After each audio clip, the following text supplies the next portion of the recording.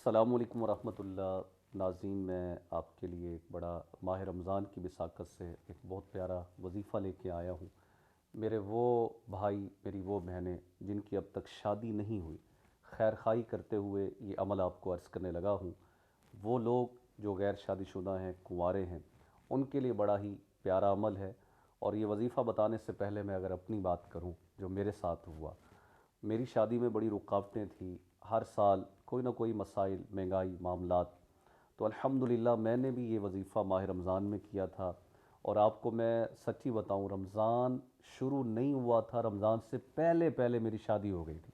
اور یہ رمضان کا مہینہ تھا شعبان کے اندر، جی ہاں، شعبان کے مہینے میں غالباً 24 تاریخ تھی شعبان کی یا 25، اس پہ الحمدللہ میری شادی کے اسباب بن گئے تھے۔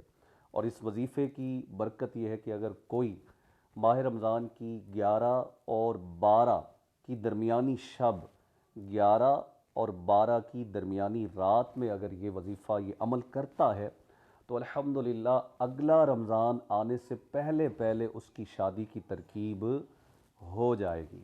اب وہ وظیفہ کیا ہے سماعت فرمائیے۔ 11 اور 12 کے درمیانی رات بعد تراویح نماز عشاء کے بعد 12 رکعت نماز نفل آپ نے دو دو کر کے، یعنی کہ الگ الگ ادا کرنے ہیں۔ اور ہر رکعت میں سورہ فاتحہ کے بعد آپ نے قل هو اللہ احد، سورہ اخلاص ہر رکعت میں تین تین مرتبہ آپ نے پڑھنا ہے۔ جب آپ 12 رکعت مکمل کر لیں گے، پھر آپ سلام پھیریں، سلام پھیر کر مکی مدنی آقا تاجدار مدینہ صلی اللہ علیہ وسلم کی بارگاہ میں 100 مرتبہ درود پاک کا نذرانہ پیش کریں گے۔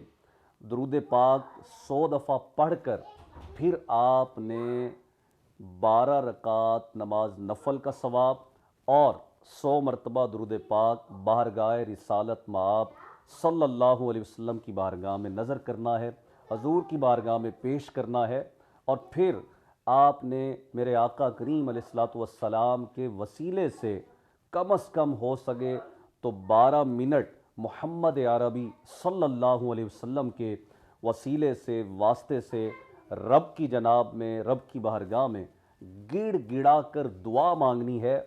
انشاءاللہ عز و جل اللہ کی رحمت سے، اللہ کے فضل سے آپ دیکھیں گے ماہ رمضان اگلا نہیں آئے گا، اس سے پہلے پہلے انشاءاللہ آپ کی شادی کی ترکیب بن جائے گی۔ مجھے دیجیے اجازت، اللہ حافظ۔